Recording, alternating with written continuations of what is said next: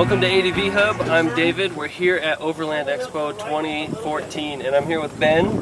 Ben's been traveling around the world in his Land Rover right here.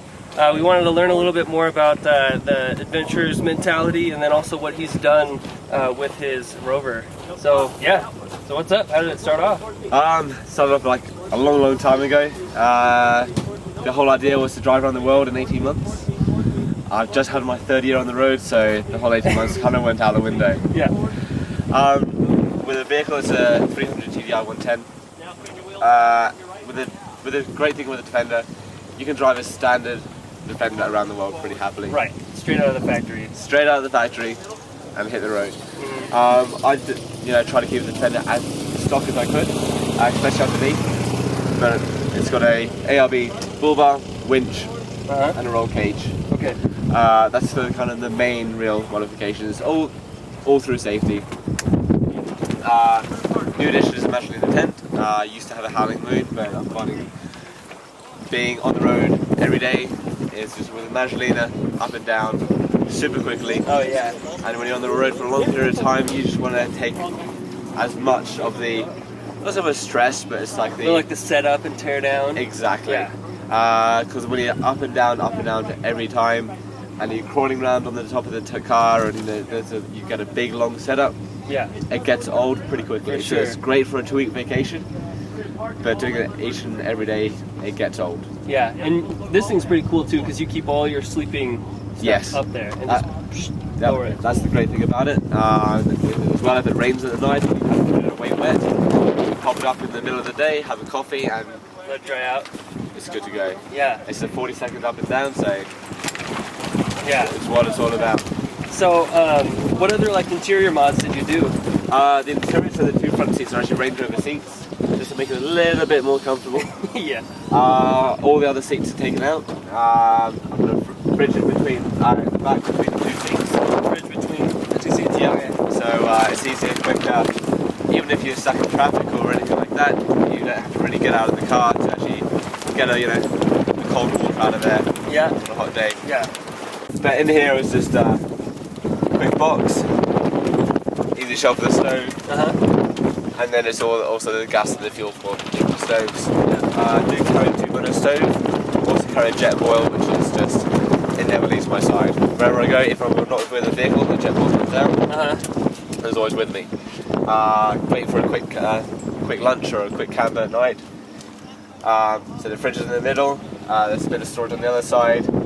On the inside there's a front runner water tank. You can't carry enough water, it's always, water is the biggest, basically water and fuel with overlanding is your biggest challenges, if you like. You always need to carry more. I'm not a big fan of, and I learned this hard way as well, of having heavy stuff on the roof. Right. The less you can actually have on the roof, the better. Admittedly, I do have a spare tyre and wheel up there, as well as a tent, but before I had the Howling Moon tent, wheel, and an alloy box full of recovery gear. On the trails or even on the road, just you've got the whole pendulum feel, which you don't want. You just need everything down below. Yeah, totally. Low center of gravity, for sure. Do you have any recommendations for people who are thinking about taking a Defender for long trips like this? It doesn't matter whether it's a Defender or it can be any vehicle. I'm not really biased, and everyone's here for the same reason. But I'd always recommend the vehicle as a stock. The car company who built that vehicle in the first place put a lot of time and effort into it. Keep the vehicle stock. If you're running anything extra in it, like a fridge or your auxiliary things, a completely different system. Because you don't want any of your original systems touching the vehicle system. So isolate any additions that you do. Totally. Yeah. Absolutely. Totally. That makes sense. Yeah. It's windy right now. Sweet. So, how was it telling your family and your friends or anybody back home that you were leaving on this big trip? I've done a lot of traveling before this big trip. But when I decided to tell them I was going to drive around the world for a while, they were skeptical. It wasn't so much like surprise. They were a bit skeptical of, oh yeah, whatever you say. And then the vehicle was pretty much ready to leave. Maybe I was telling the truth after all. Yeah. but in all fairness, friends and family, they've been totally, you know, supportive of what I do, and it's great. Family is great, as long as I give the call and Skype every now and then, and there's back in the car, so as long as they know I'm happy, then I'm safe, then they're pretty good. So, you know, you're seeing beautiful places, you're meeting amazing people, you're living in a sweet vehicle. What would you say is like the top thing that comes with traveling overland? People. Yep. Yep. It is 100% people. You could be in the best place and not so much be alone, but it'd be like you could have a pretty rubbish time kind of thing. Yeah. But you could be in the middle of nowhere, not exactly the prettiest place in the world, but the people you're with, if they are, you know, a lot of, I've been welcomed with open arms wherever I've been, and it's the people that make the journey. Yeah, a lot of people, and I've had the same issue. It's like, I want to go backpacking, or I want to take my motorcycle somewhere, but I'm nervous about traveling by myself. But you're out here traveling alone. How has your mind changed a little bit from, you know, living at home, surrounded by everybody, to now like having to force yourself to interact with others? And the greatest thing about traveling on your own is it'd be great to travel with someone, like with a partner, but it's great to travel on your own because it does force you to interact, whether it's shopping or buying fuel, no matter what country you're in. Yeah, no matter where you are. Yeah. But it's been absolutely fantastic. It's the hardest thing is like a lot of people, whether it's backpacking, vehicle overland, or you might be cycling. The biggest challenge, like any solo traveler will find, is the mental challenge, because you are suddenly alone, and you do get. I won't lie, I get lonely if I haven't seen someone for a long time. And I'm sure like, the people who I know who do similar things, they talk about it as well. Yeah. But it's one of those things which isn't really thrown out there into the media when it's, you know, people talk about this. It's just, oh, you know, you live the greatest life ever. Yeah, but everyone's still human. We still get lonely. Yeah. But that's why it's awful more with people that make your life better as people. It's like it's great because even a lot of the time you may be on your own, but you're not.